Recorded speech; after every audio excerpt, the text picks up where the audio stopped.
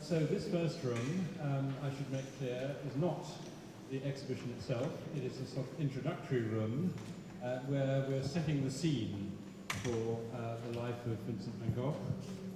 We have small texts on each of the main periods of his life, of his career, and we have facsimile paintings. None of these are real.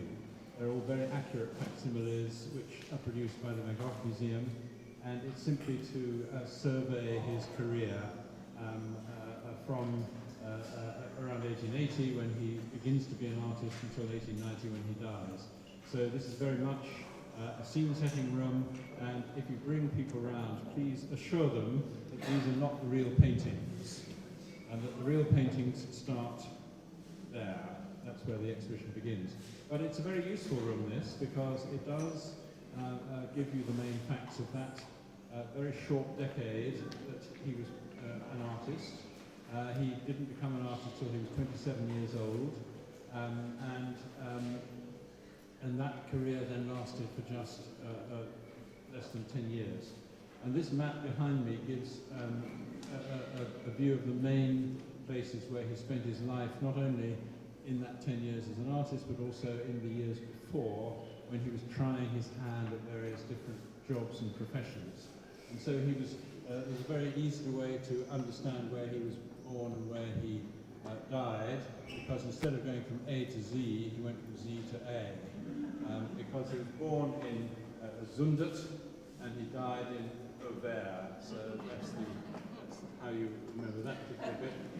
But before he became an artist in 1880, at the urging of his brother Theo, he tried his hand at being a clerk to an art dealer, a teacher, which he tried in England. So he moved to Ramsgate, and then the school moved to Isleworth, and in Isleworth he tried to be a preacher. And this is the argument with Paul Gogh, by the way. So yeah, I forgot to tell you, you have little sound experiences in here as well. So as you bring people through, they're going to hear that. You're going to hear bird song over there. And over here, I'm not quite sure what they hear in Paris. What do they hear in Paris? Rain.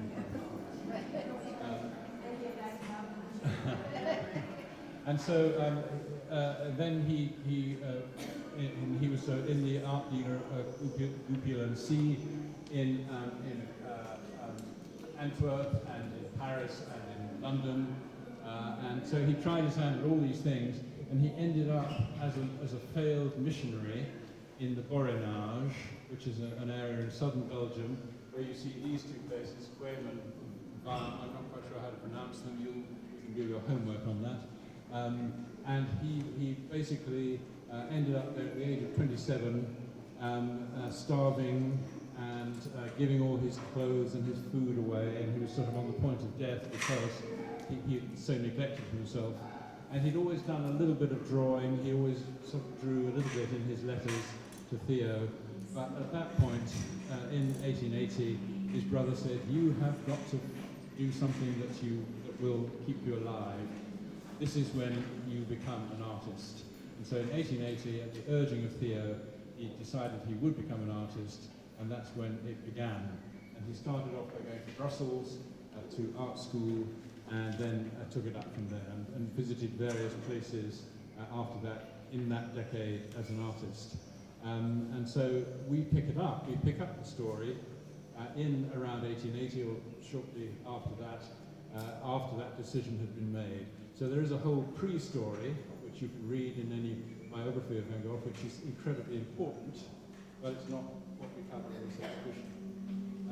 And you should also know that the chronology is fairly accurate, but not entirely precise, because the first things we see in the first room are 1885, whereas some of the drawings, which Dina will talk about, are a little bit earlier, in 1880, 81, 82, that sort of thing.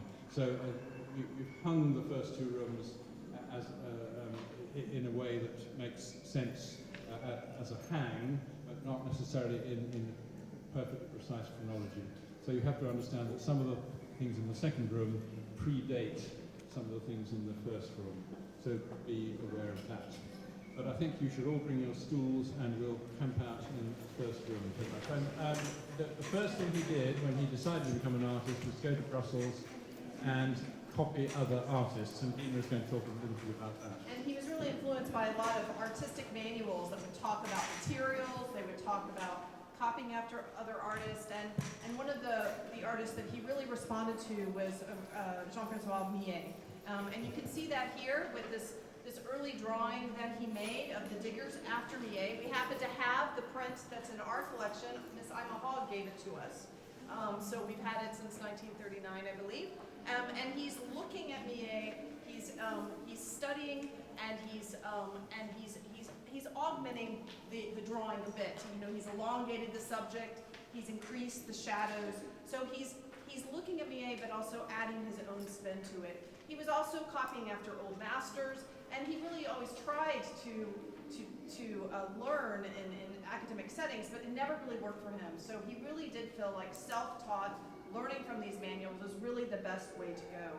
He really thought of his drawings as paintings in black, and he felt like in order for him to achieve painting, he really needed to achieve drawing. And he had a lot of, he wasn't a natural draftsman, so he really had to work at it and study for a long period of time, and you can see that he slowly improved, and from then he picked up the color. We also have in the corner a work that he did after Hans Holbein, and you can see that in this lovely portrait of a girl that we see there. Now in each of the different rooms, there are facsimile sketchbooks. Sketchbooks are very hard and fragile. There's only one man at the Van Gogh Museum that actually handles them, and they're in a special box. So the Van Gogh Museum decided to, and I've had these sitting on my desk for last month, which is quite nice, these facsimiles of his sketchbooks. They will later be in the Hirsch Library, but they show these different periods. And in this first room, we have even before he became an artist, when he was still at Goupil as an art dealer, when he, as a clerk at the art dealer Goupil, he would draw these sketches for the 5-year-old of the manager of Goupil. And he would draw these wonderful sketches of insects and nature that he gave these booklets to this 5-year-old little girl, who became friends with this family when he was in The Hague, but then also in London when he was traveling back and forth. So we have those throughout the exhibition for you to experience sort of what he was thinking. And then they are extraordinary. They are facsimiles in every sense of the word. So where a page in the original is torn, page and the facsimile is torn. They are amazingly accurate, and you feel like you're looking at the real thing. So on the wall behind me, we're leaping ahead a little while. So these are from 1885, late 1884, early 1885, when he's already been through several places as this learning artist. He's been to Brussels, he's been to Eton, which we find in the next room, and he's moving back with his parents in Noonan, which is one of the main early locations where he was working. And he moves rather uneasily in with his parents. Their relationship's always been rather volatile. His parents don't trust him to sort of pin down a job or earn his living, so he moves back with them, and then he makes it his mission to record peasant life, the life of the simple worker in the Dutch countryside around this village of Noonan. And we have wonderful drawings in the next room, blown up to enormous size, where you can see a couple of the absolutely beautiful drawings he made there. But meanwhile, we have these 3 paintings on the wall here, which are all his studies of heads that he did of people in and around the village of Noonan. And some of them he painted several times, some of them he painted just once. The one in the middle is Gordina de Groot, a family he studied a lot. And it was his intention to paint these heads, about 50 of these heads. And we know of about 47 of them, and maybe he did complete 50. But he was doing it alongside a fellow painter called Anton von Rappard, who also was painting character heads.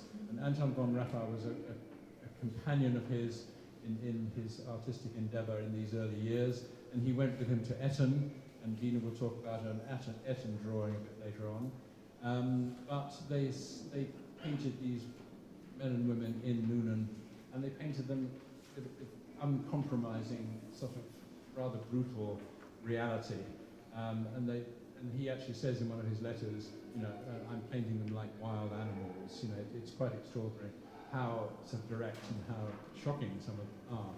And many of them are in preparation for this great work that's on the wall over there in reproduction, called the Potato Eaters. We've just got a full-size replica over there. It's from the Van Gogh Museum. And it was a work, it was his first major oil painting. He did paint an oil painting before this, but this is the first one he thought was a major project. And he describes it to Theo in this letter that you see in enormous scale on the wall here, and he says what he's trying to do, and it encloses a little sketch of it, which you can see there. These letters, of course, are extraordinary. They tell us so much about Vincent and his interaction mainly with Theo, but with other artists too. And produced before he became an artist, the letters, but an enormous number while he was in that decade of being an artist. And we know about 850 of these letters, of which about 2/3 or even 3/4 are to Theo himself. And the only really tantalizing gap in the correspondence is in the Paris period, which we'll get to shortly, when he and Theo were living together, so they didn't need to write to each other. So what he was thinking in the Paris period is less clear to us than what he was thinking at other points. So here's the Potato Eaters. He does these studies. He does several drafts of the composition, ends up with that painting there, which he's inordinately proud of. This is his first great painting project. Shows it to Theo, shows it to his fellow artists, and they are extremely dismissive and extremely disappointed. They say that it's so dark, it's so ugly, it's so awkward. And he is very, very cast down and disappointed by their comments, and rather discouraged by it. But today, we think of it as his first great masterpiece. So his contemporaries didn't like it, but today we can see what they meant, but on the other hand, we still think it's an extraordinary masterpiece. The woman in the middle here, Godina de Groot, is the character second from the left in the painting. We know a fair amount about her. He painted her several times. At the point at which the Potato Eaters was painted under these studies, she was pregnant, and poor old Vincent got the blame. And the pastor in the village said, no women in the village are to pose for this terrible Vincent van Gogh. And it turned out that the baby was not his at all, and some other man in the congregation admitted that it was his, but meanwhile he'd been sort of ostracized by the pastor and the congregation. So wherever he went, he ran into terrible sort of personal difficulties. What we're going to do is go into the next room, and where should we face? Well, let's sit in front of the church there. So remember that when we were talking about the Potato Eaters just now, we had skipped on a few years. So now we're going to skip back a couple of years and think about his development as a draftsman, because before he tackled oil paintings, and we're going to see his first oil painting in a moment, he was developing his skills as a draftsman. And Dina. Like a game show.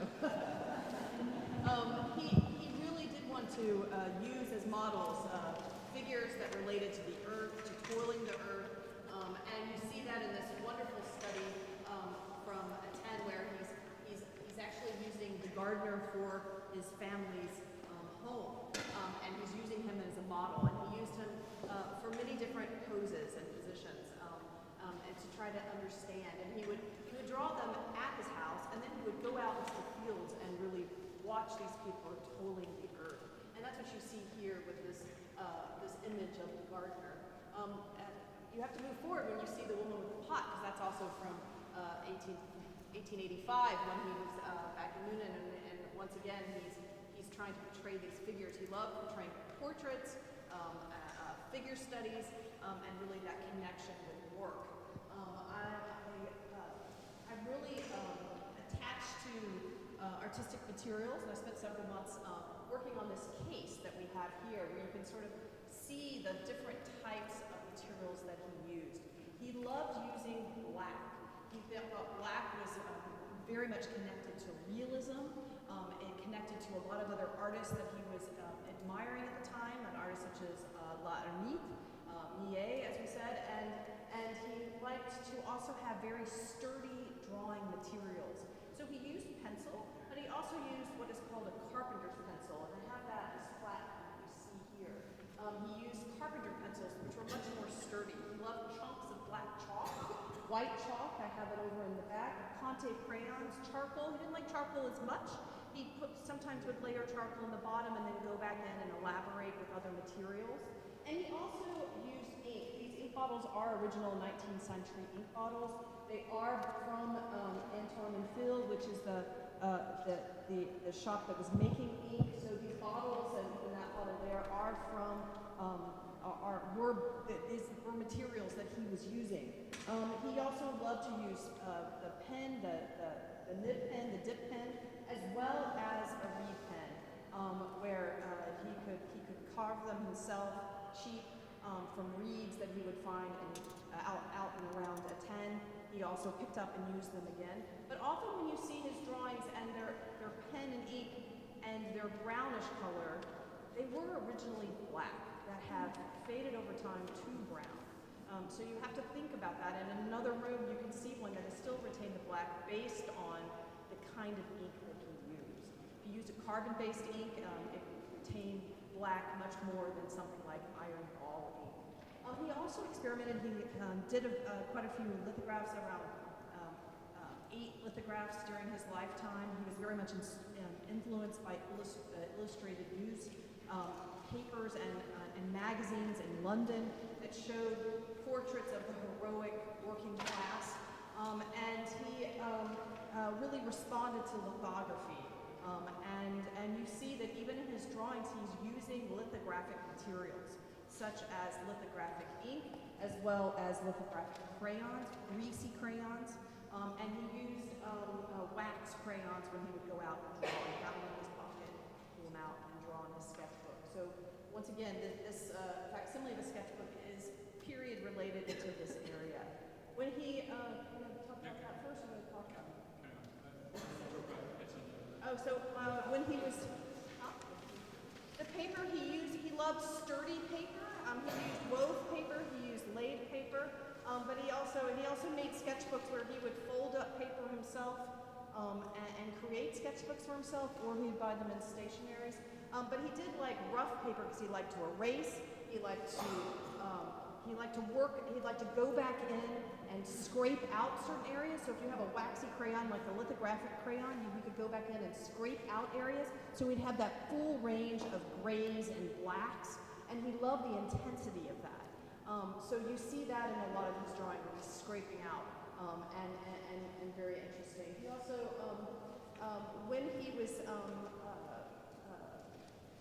at Etienne with his family, Antoine van Rappart came to visit him for about 12 days, and they went out into the countryside, and we have this wonderful early pen and ink drawing of the march that we received from the Virginia Museum of Fine Arts that really shows that early sort of calligraphic strokes that has a variety of different pen marks to illustrate this march that was outside of town, where he and as well as Antoine van Rappart they would go out and they would draw this exact scene. We have an image of Antoine van Rappart's drawing as well as this one, where there's similar scenes but different in that way.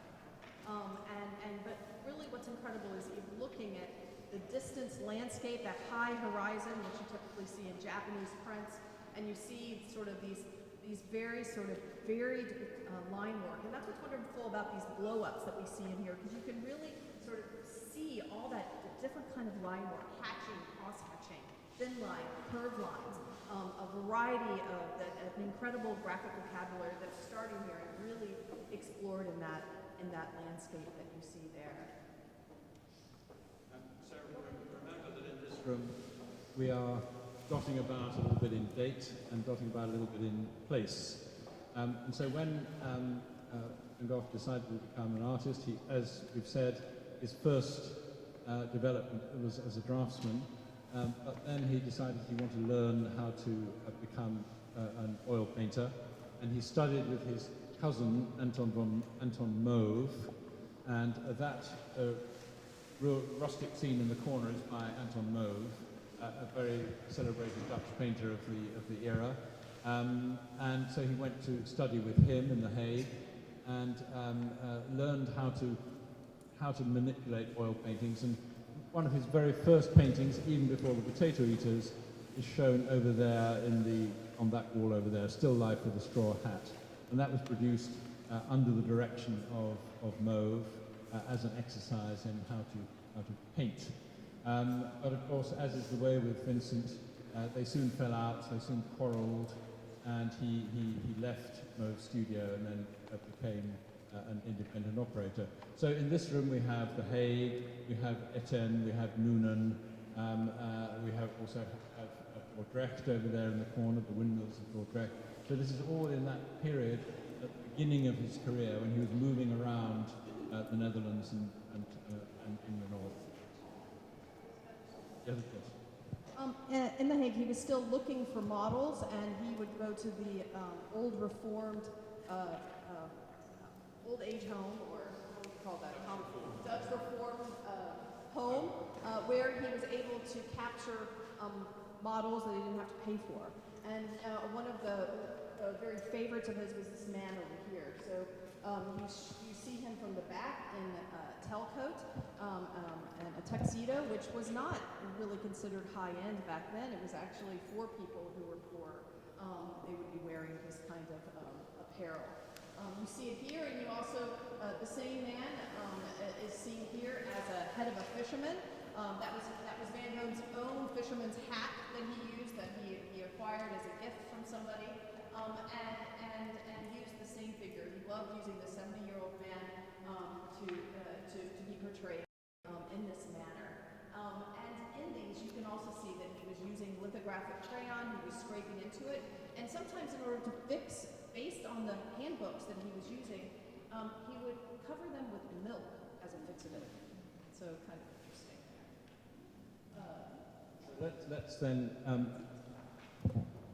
come back to Noonan. And so we've dealt with the Potato Eaters. We have this drawing from Noonan. This is the view from the vicarage garden where his father was living. And there's the old church outside the limits of the village. There was a new church where his father was actually the pastor, but the old church was there and was being demolished when Vincent arrived back to live with his parents in 1883-45. And you can see in the drawing there it still has its spire. In the painting behind you, the spire is already gone. And quite a lot of the church has already been demolished by the time he painted that picture. This is his second great painted masterpiece after the Potato Eaters. So we're very fortunate to have it. And he painted this just after his father had died. Theodorus van Gogh, his father had just died and is buried in that churchyard where you see the little crosses. And he writes, Vincent the son writes rather poignantly of his father being buried in that churchyard.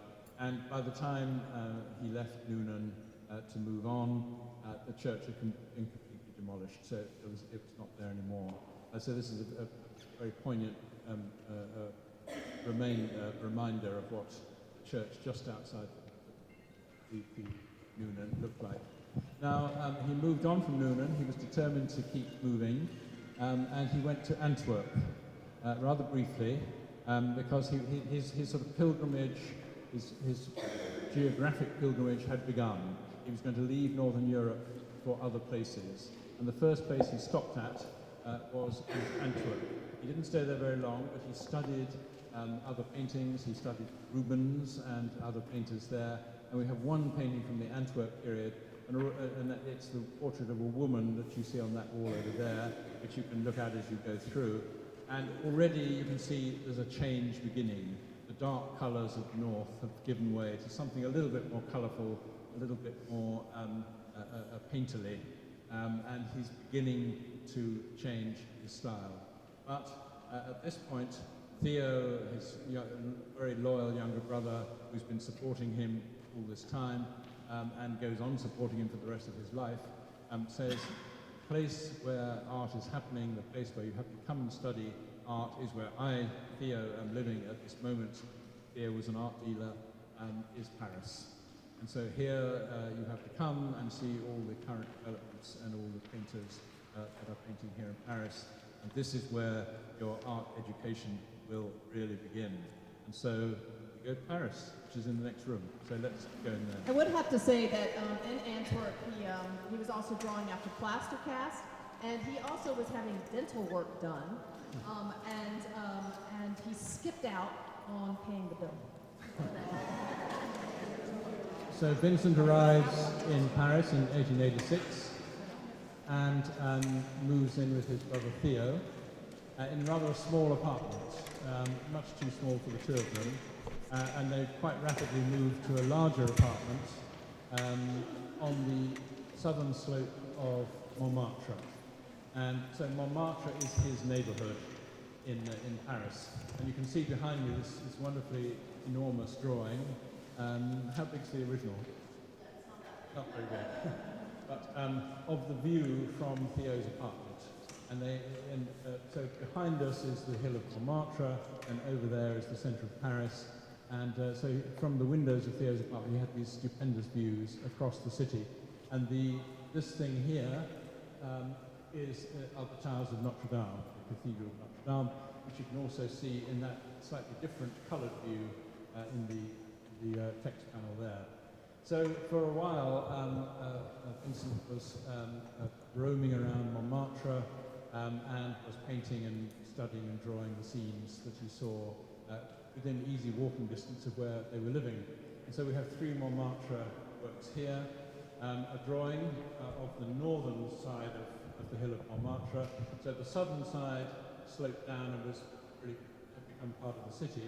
The northern side, away from the centre, was still very rural and had market gardens and vegetable patches and things like that. So he draws this study here, which is a Van Gogh Museum work, in mainly pencil and graphite and a little bit of charcoal.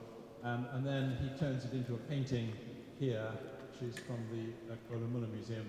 Somebody asked me just a little while ago about these frames that are on all these paintings. You see one here, you see one over there, and you see many more as we go around the exhibition. And these particular carved wood frames are all from the Gogh Museum. So whenever you see one of these frames, some of them are light coloured, some of them are dark coloured, but they all have shape. They're all from the Gogh Museum because Mrs. Kröller-Müller, who was the great collector who founded the museum, decided that she liked that design of frame, and so framed all her Van Goghs in that style of frame. And as I say, that they're in different woods and different darknesses and lightnesses, but they're all basically the same design.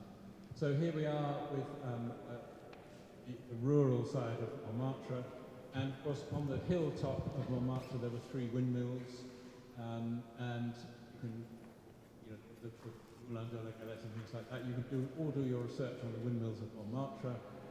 But here we have this beautiful painting of the Impasse de Fer, which is the hill along the top of the little road along the top of the hill. It goes right along there and connects the three windmills. So it runs east-west. And you can see one of the windmills here, which is the Poivre mill. The entrance to another mill is around the corner here, and there's another mill further on. This little thing here is advertising some sort of nightclub activity inside one of the windmills. So it's just a little model windmill on wheels here. But already you can see how his style, how his colour sense is changing. So we've got the dark paintings of the Netherlands, we've got the lightening tones of Antwerp in this painting that we saw just on the way through. And suddenly we have this sort of rather beautiful, pale palette, rather lively brushwork is beginning to emerge under the influence of Paris. This sort of, he's developing a new colour sense, he's developing a new calligraphy. This is like a sort of drawing in paint. This has got a sort of wonderful linear quality to it. which is just the first stage of the change of style that he underwent in Paris.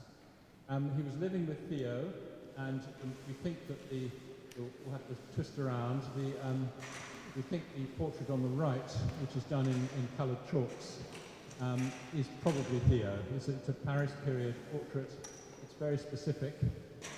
We think the features are of Theo, but we're not absolutely certain. But we call it Portrait of a Man, possibly Theo. And of course, just to the left of that is one of the great self-portraits that he began painting and largely painted in Paris. And he painted between 20 and 30 of them. There, in Paris, he became pretty fixed on self-portraiture when he was there. That particular one, they're rather opportunistic. You know, some days he couldn't think of what to do, so he made a self-portrait. And they're opportunistic not only in actually carrying them out, but in the materials he used. So that's on a piece of cardboard, which he presumably had lying around in the apartment. And it is quite changed from the way it was originally perceived, because in the background, when you get up close, you'll see it's a lot of strokes of sort of greyish blue paint, which are quite different to the way it was originally, because there's a red pigment in that painting which is completely faded away. So you have to imagine that painting as being a lot more purple than it is now. And there is an old photograph from my 20s which shows there was a sort of much more in the background going on of this purple paint, reddish blue paint at the back there, which has just faded away. So that's something we have to watch out for with Van Gogh quite frequently, which is also why we have to keep the light levels rather low, because although you might think all these changes have long ceased to happen, they in fact have not. That these paints are still vulnerable to high light levels, so we keep the light levels pretty low. On the red wall... And it makes the paintings equal to drawings then, doesn't it? With the low light levels. and Verdina, of course, is one of the Paris sketchbooks, which you must have a look at as well as you go round. The woman on the next wall is Agostina Segatori. She was an Italian woman. She kept a cafe called the Tambourin, and the theme of the cafe was tambourine. And so the stools and the table are all tambourine shaped, and light fittings were as well. It's the sort of trademark furnishing of the cafe. She was a pretty feisty character, an artist model, and she had two large dogs, which were very famous. And she kept this cafe, which was frequented by artists, including Vincent, and they were briefly lovers. Of course, it didn't last very long before they fell out and quarrelled. But there she is in her own cafe, and in the background there are some works of art rather dimly seen, because she allowed painters and artists to exhibit in her cafe. And Van Gogh not only put some of his own works in the cafe, we think he put some flower paintings, such as you see over there, on exhibition there, but he also exhibited his collection of Japanese woodblock prints there. And so we think in the background are one or two of those works that he was collecting. At some point she went bankrupt, the cafe had to be sold. Van Gogh had unwisely not claimed his works back that were lodged there, and they got sold along with the cafe and he lost them. So it all ended badly, as you might expect. While he was in Paris, he of course was observing other artists' work. And of course he became very familiar with the work of the Impressionists and the work of the Neo-Impressionists, Seurat and people like that. And so his style underwent all these changes as he looked at the Impressionists, he looked at the Pointillists and so on. And so you see all these varieties of brushwork developing in Paris. So on to the left of Agostina, you see La Sereine restaurant. And this is out at Asnières, the great place along the bank of the Seine, where the Impressionists used to go to paint Parisians at leisure on the river and on river banks, regattas and so on. And Van Gogh is showing this great restaurant, this famous restaurant, from the land side. The river is on the other side of there. And again, he's developing yet another style in this. He's using a lot of horizontal strokes in order to build up his image. And you can see the lightness of touch is also slightly different to the lightness of touch we saw over here. Then go one to the left, and you have a woodland scene. And this is also out of Asnières, where he not only painted the town and the river, but he also painted some of the wooded areas out there. And this is pure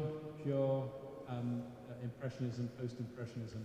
It's the most impressionistic painting that he ever painted. It could be by Monet, it could be almost be by Seurat, but it is by Van Gogh. And he's using dots, and he's using impressionist brushstrokes, and he's combining all sorts of styles that he's observed into this beautiful depiction of wildflowers, tree trunks, and dappled light coming through the trees. And so there he is just soaking up influences like a sponge and bringing them out into his own work. Now, at a certain point in 1887, he decides that he's had enough of Paris, the big city. He's really keen on Japanese works of art, as we've seen from the woodblock prints that he was showing there in his own collection. And he decides to move again from Paris. He's had wonderful experiences in Paris, but he now wants to experience something else. He wants sunshine, and he wants what he perceives to be a sort of Japanese landscape. And he thinks that that's what he's going to find by moving to the south of France, to Provence. And so he jumps on the train in 1887 and moves down to Arles, which is a small city in Provence, which is where probably the greatest flowering of art took place.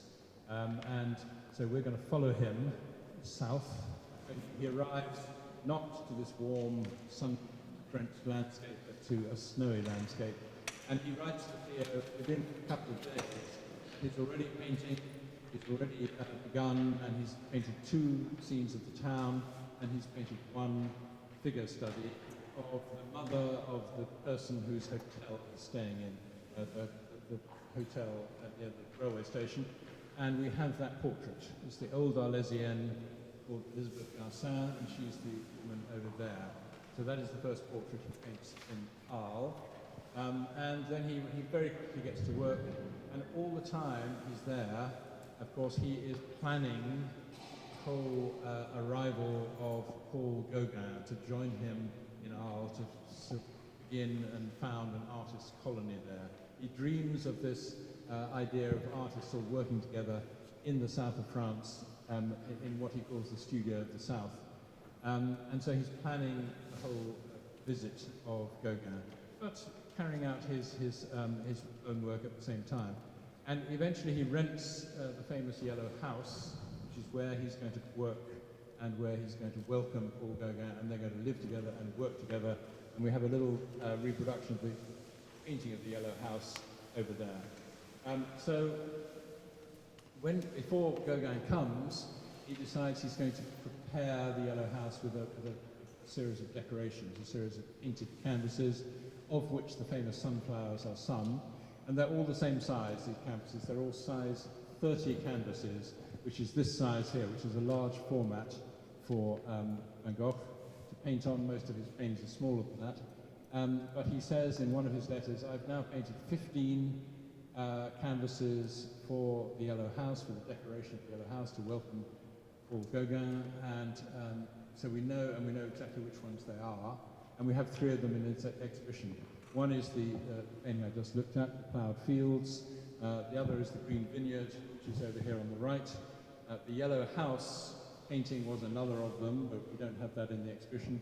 And then the third one we have in the exhibition is the stagecoach over there, the Tarascon Diligence, which is on that wall there. So we have 3 of those paintings, and of course he then welcomed Paul Gauguin to the Yellow House, but that's leaping ahead slightly. So I'm going to postpone that little moment for a while and talk about Montmartre, which is over here, and our own painting of the rocks, which is, of course, in the Beck collection, normally upstairs in this building. We know pretty much where that's painted.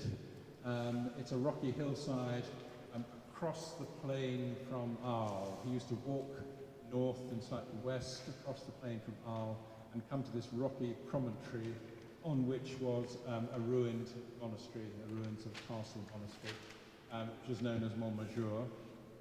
And he painted both the monastery, hillside, and also he painted the view from the hillside back towards Arles across the plain. And also painted things in between, like the vineyard here, which is an extraordinary composition. That is on the way to Montmartre across the plain.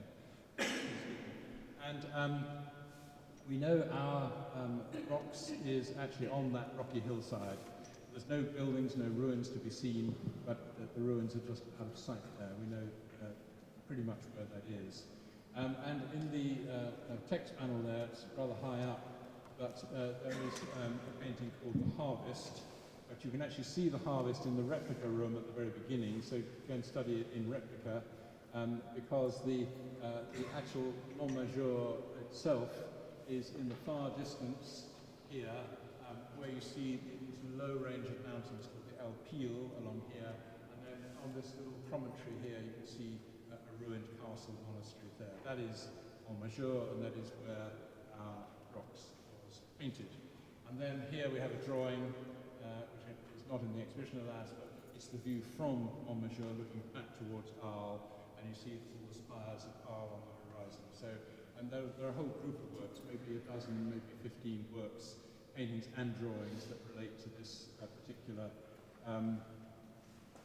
particular location. Moving around, we have the bridge, the Langlois Bridge, which he painted several times, and this is on loan from the Valera-Fricat's Museum in Cologne, and it shows a bridge on the edge of Arles. This is still Arles we're talking about, across the River Rhone, and it's a bridge that he would have seen similar examples of in the north, so he was fascinated to find an example of it in Provence. And he painted this from different angles more than once, and this is the most celebrated version of it, which we've borrowed here. And interestingly, if you take technical photographs of this painting, you see a sort of shape underneath the paint, which is only visible when you look at it with technology, of a sort of flag-shaped grid underneath. And in many of his paintings, including Paris and including Arles, he's using something called a perspective frame. And Dina in the second room has put up a picture of this perspective frame. So you can see it's just a wooden frame, and it has strings that go like that, Union Jack, and the idea is that you transfer that same shape onto your canvas, you outline it in pencil, which you're going to cover up, but you look through the perspective frame at your scene, and then you transfer the design, what you're observing, section by section onto your canvas, and it means you get a very accurate perception of what you're looking at through the frame. And that has that shape underneath, so we know he actually made that study through a perspective frame there. So that's very interesting. Then the painting to the left, a Kröller-Müller painting, as you will all know by the frame, is extremely important in the history of Van Gogh's troubles, because Paul Gauguin had arrived. They had painted together, and we're going to see an example of that in a moment, and they had quarreled. They had this terribly tempestuous relationship, and then Vincent had cut his ear off. We all know that story. But he then is rushed to hospital, not the hospital that he ends up in Saint-Rémy, but the local hospital in Arles, and he's bandaged up, he's rested for a couple of days, and he comes back to the Yellow House from which Paul Gauguin has fled. So in fact, he comes back to the empty Yellow House and needs to get back to painting immediately. He needs to get back on the horse he's just fallen off. And so this is the painting he does at that moment. And it has in it symbols of himself, of Paul Gauguin, the candle, the pipe, and so on. They're all symbolic of himself in the case of the pipe, the candle in the case of Gauguin. And on the table there's a book, which is a book of a manual of health, which is rather ironic because his own health is this terrible problem. And at the bottom right is one of the letters from Theo. So this is loaded with symbolism, this painting, and it's really important. As that moment when he tries to regain his equilibrium. This is a sort of therapeutic painting he's painted to get back to painting again. So we're now going to move into the next space. So if we could come there, and Dina's going to talk about a couple of fantastic drawings, which we're delighted to have. Thank you, Dallas Museum of Art. Thank you, Private Collection, and thank you, Chicago, for allowing us to have these pen drawings. When we were working on this exhibition, I turned to David and I said, "We need more pen drawings," and we were able to have them. And this is a scene that Vincent went and looked at this cafe on the Place de Forum and sat across the street in a gardened area and stared over at the cafe. And really you're seeing his assimilation of various different techniques, from the Japanese ukiyo-e prints that he was looking at to the pointillism that you're looking at, and he's developing once again his own sense of graphic vocabulary that you see here.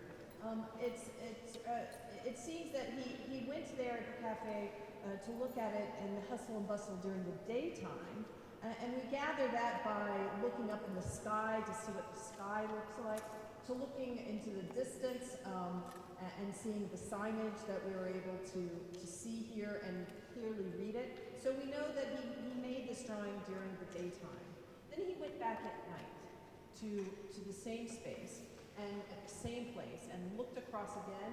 And the painting that we have here, that's an Otterloo and the Kohler-Mueller Museum, where he went back to experience the same space with lit lamps, with starry sky, and to see what the same space was like, but at a different time of the day. And that's a wonderful comparison. There are a few things that are different between the painting and the drawing. He modified some of the street, and the stagecoach is not there, and you can see the difference between them and the way that he's looking at the same space. But this is not preparatory for the painting. It's just capturing it at a different time of the day. While you're capturing this cafe, we're also looking over to this wonderful weeping tree. And when he was off and on in the hospital in Arles, he would draw and in sort of the courtyard of the garden of the hospital. He would also go out into other gardens and spaces and draw once again.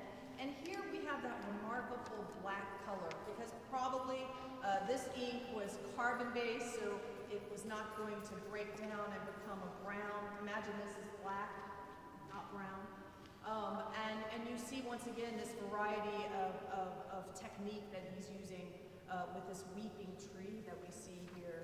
This, along with another drawing that he made, he loved them. He penned them up into his hospital room, along with Japanese prints, and this drawing as well as another one. He carried it on to Saint-Rémy with him, and then sent it from Saint-Rémy to his brother.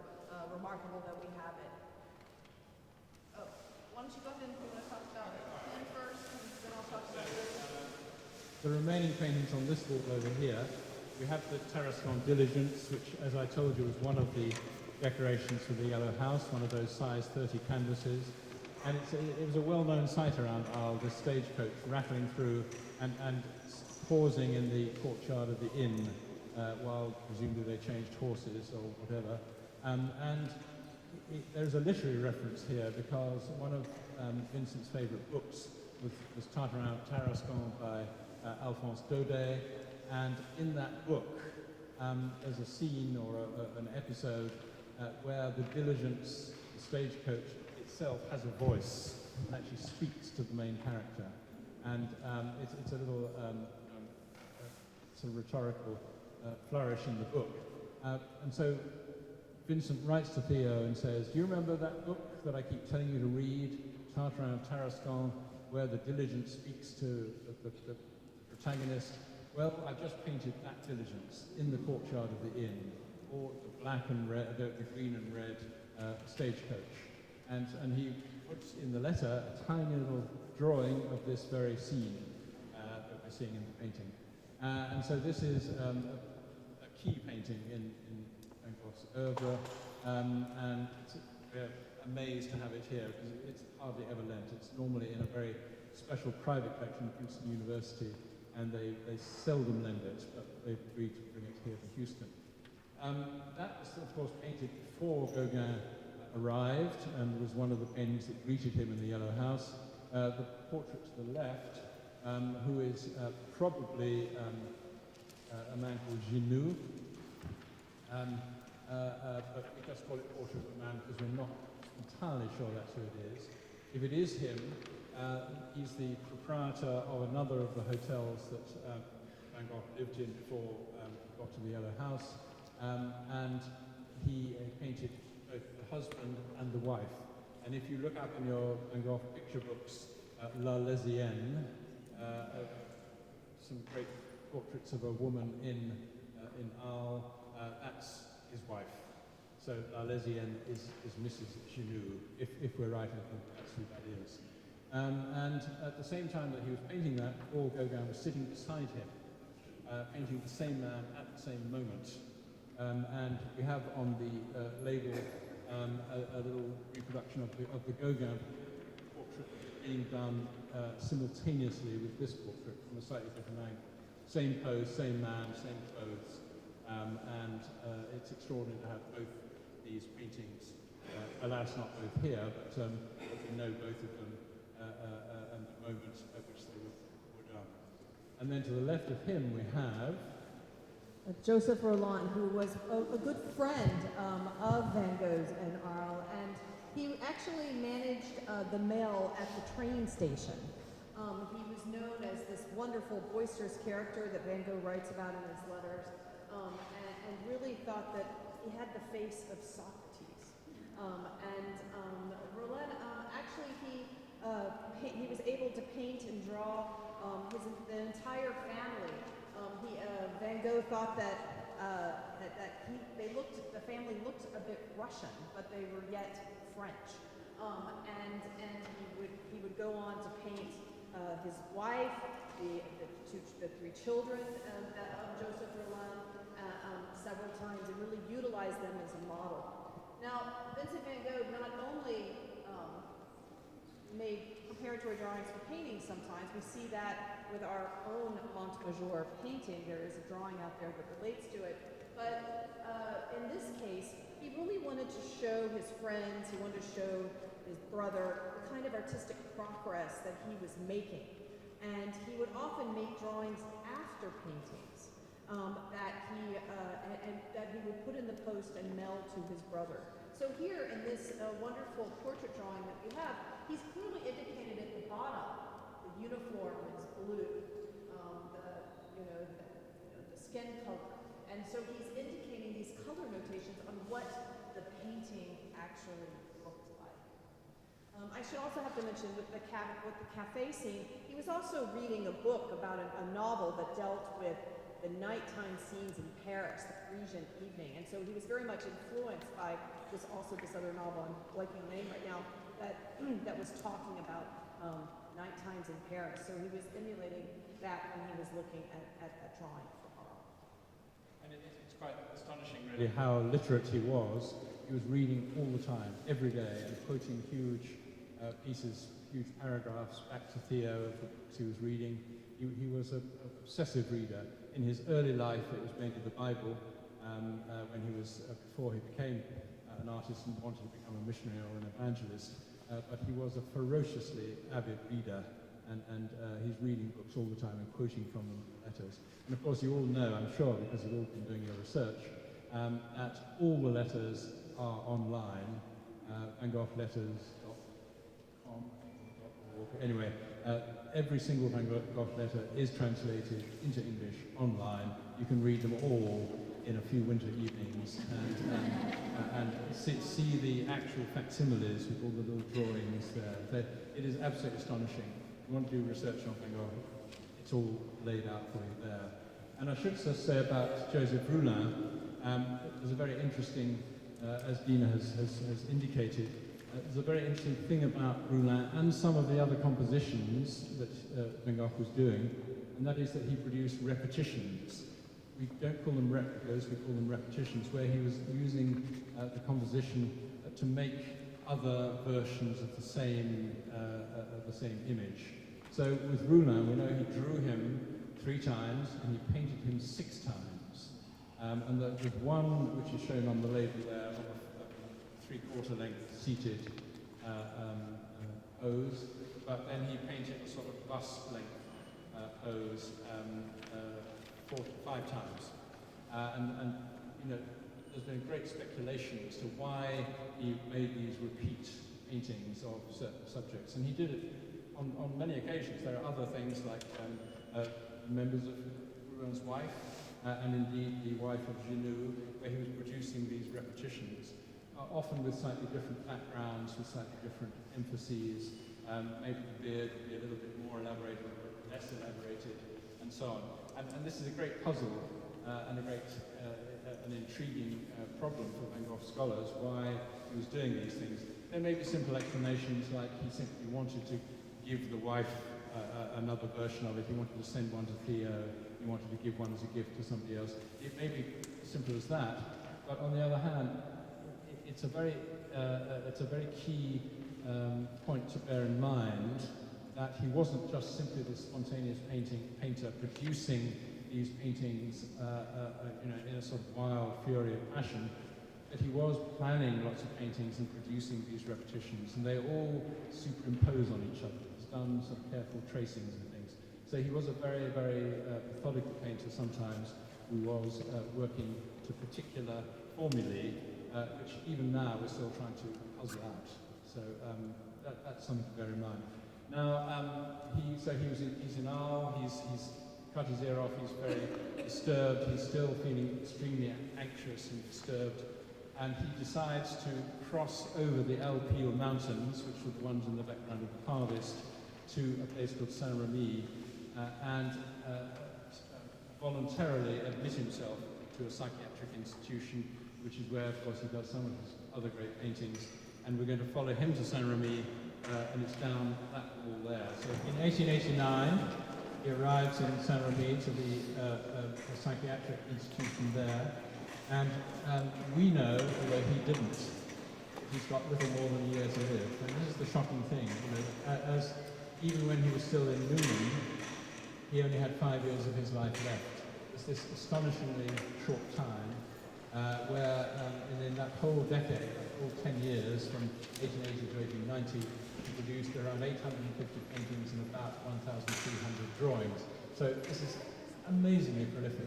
So he's producing things every day of his life that he is able to. In some days he's not able to because he's too disturbed. But when he arrives in Saint-Rémy, he's got not much more than a year of life left. But he admits himself to the hospital, and at first he's not allowed out of the institution. He paints within the walls of the hospital, within the garden, and indeed sometimes within the building itself.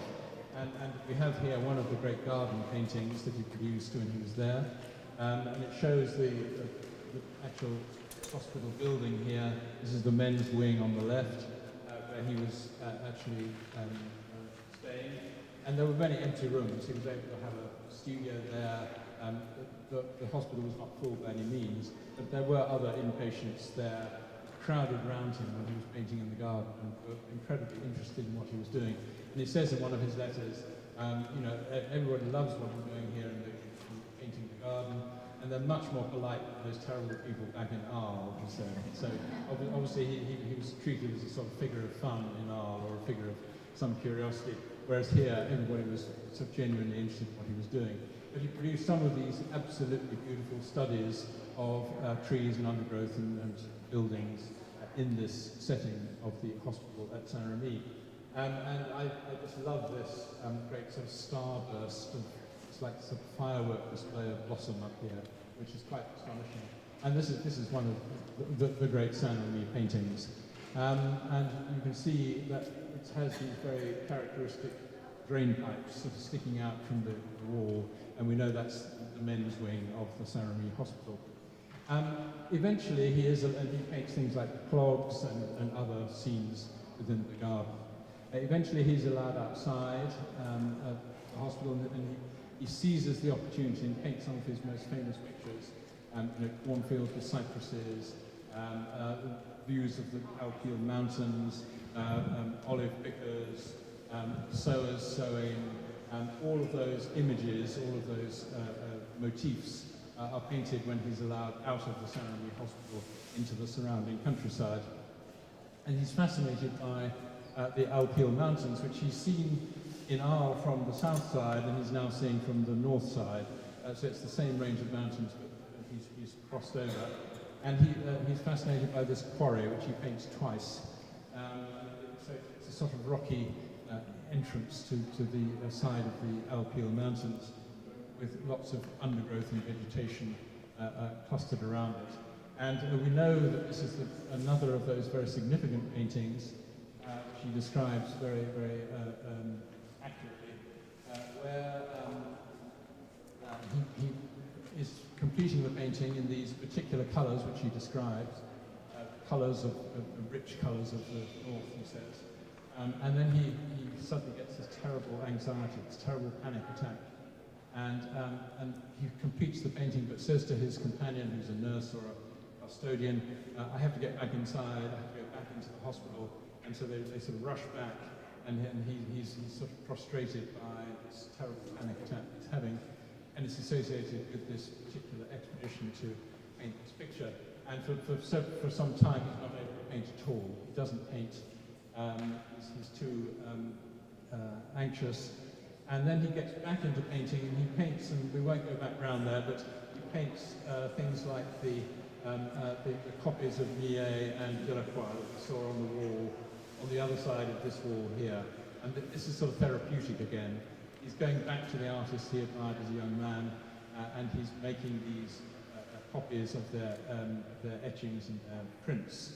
Now, he had a huge collection of prints, which he acquired throughout his life. And these are sort of black and white images, of course. So when you look at those images, of course, they're full of colour. The colour, of course, is entirely invented by Vincent. He's made these into coloured oil paintings, but they were just black and white images that he's copying. So that, again, was quite therapeutic. But after painting this picture, he actually didn't paint for quite a long time. He had all his materials taken away by the custodians, by the nurses, because he was trying to eat the colours to poison himself. So this was one of the most disturbed periods of his life. Where do we go next? Yes, so he's in Saint-Rémy. He is undergoing these cycles of elation and despair. But finally, he decides that he's strong enough, and his doctors agree that he's probably strong enough to journey back up north to be near Theo and Theo's new wife and their little child, their little baby that's just been born. And so he decides to go up in 1890 to Auvers-sur-Oise, which is a small town to the northwest of Paris. And so he's within easy reach of Theo, who's living in Paris. And so he makes the journey up there, leaves Saint-Rémy behind, and journeys north for what we now know are the final months of his life. Of course, he went there full of optimism and full of a sense of a new beginning up there in Auvers. So, and he met there Dr. Gachet. So, and Dr. Gachet is one of the great characters in the Van Gogh story, and we have an image of him over there. You want to mention the Iverson? Oh, yeah, you can talk about Dr. Gachet first, yeah. So yes, this is a portrait of Dr. Gachet. So as you know, he made some lithographs earlier in his life, and then he met Dr. Gachet. Theo found out from Camille Pissarro that there was this homeopathic doctor in Auvers, and he decided to go and spend time with him. He spent time with Dr. Gachet's family. But, you know, Vincent didn't know if Dr. Gachet was really helping him that much.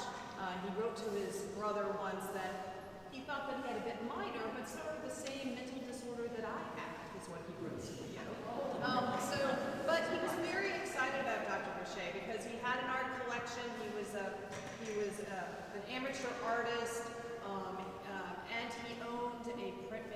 press. So this print is not only, it's the last print he made and the only etching he made of Dr. Bechet.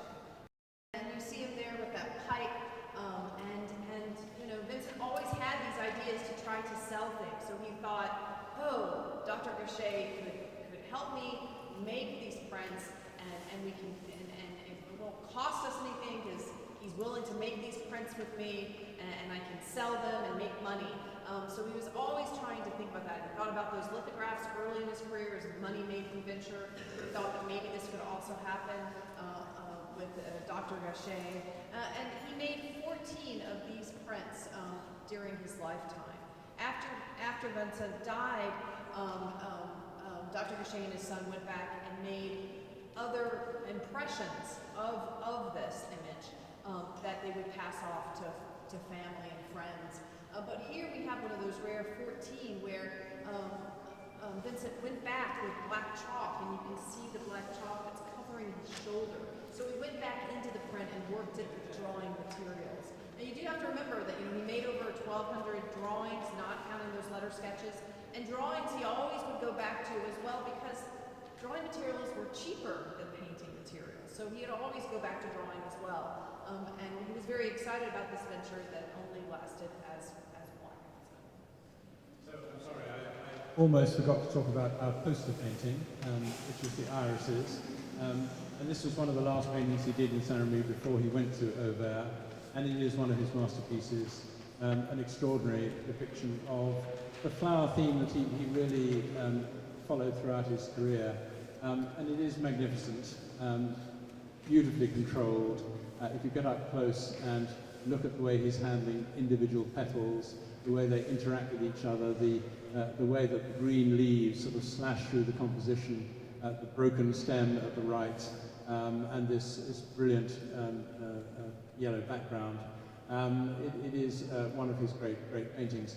And it also is exploiting something called complementary colours, which you may not realise, but the complementary colours are red-green, which he often used together, blue-orange, which come together, and also yellow-violet are complementary colours. Now, this is complementary because a red pigment has faded in those irises, so they would have been quite a purplish tone when it was first painted, and you would have got this tremendous contrast between the yellow background and the violet purplish colour of the flowers.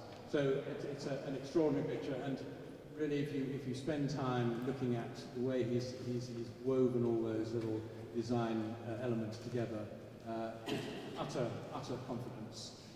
He's just put down each individual petal. He knew exactly where it was going to go. I mean, his brush strokes are beautifully controlled, so it's an extraordinary picture. Back to Auvers, where he then went. Dean has told you about Dr. Gachet, the great character he met there, and he went there and fell in love with this place, as he fell in love with every place he went to. He always has these wonderful bursts of optimism. Reading his biography, whichever one you read, there are always these new dawns that arrive, these new and wonderful moments when he's full of energy and full of new revelations. And it was the same in Auvers.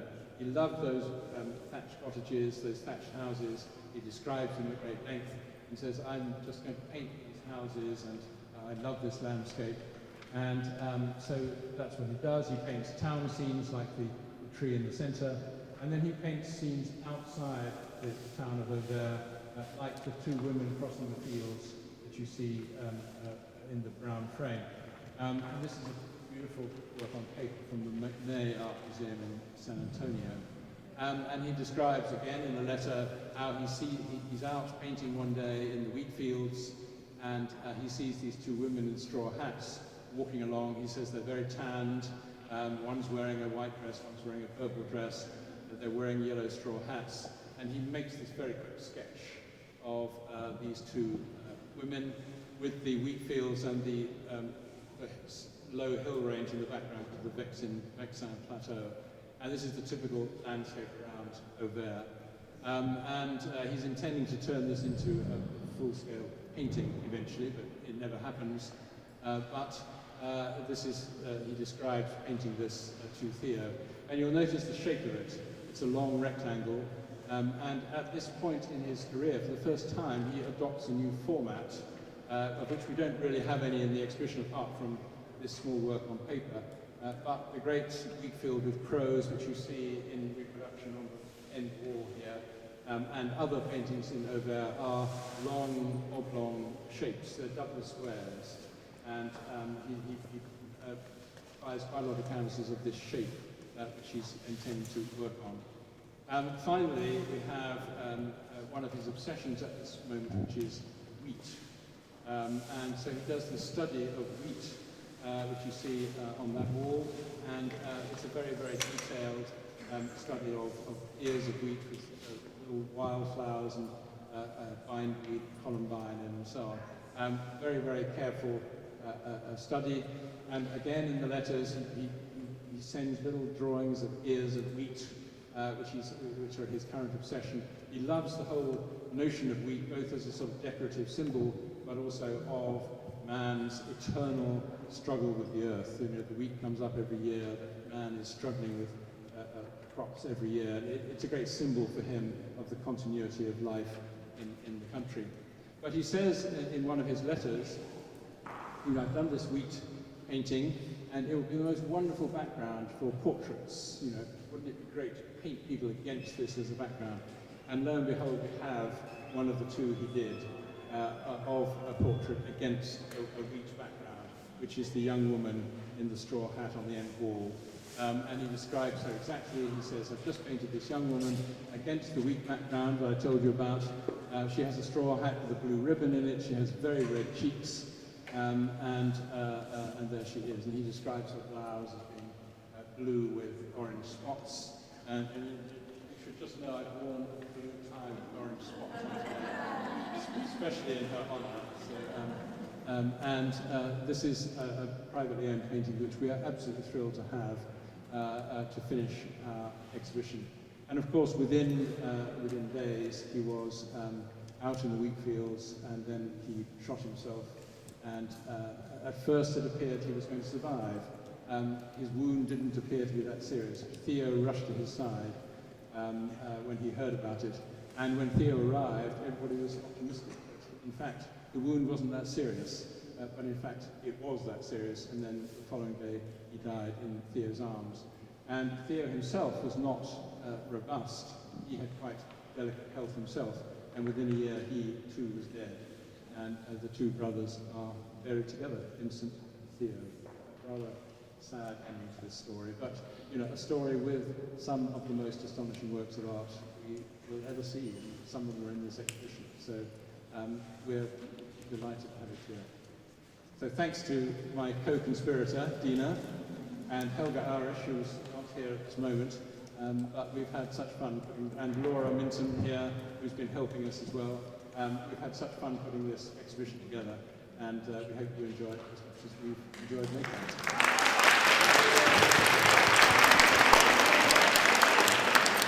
There's one further aspect of Van Gogh which I'm sure you know about, but which you need to know about if you don't.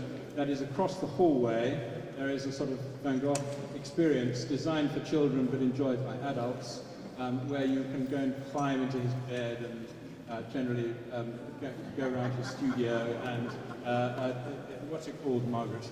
Van Gogh up close. Van Gogh up close. And so if you want to experience Van Gogh up close, that is in the Cameron Gallery over there. So.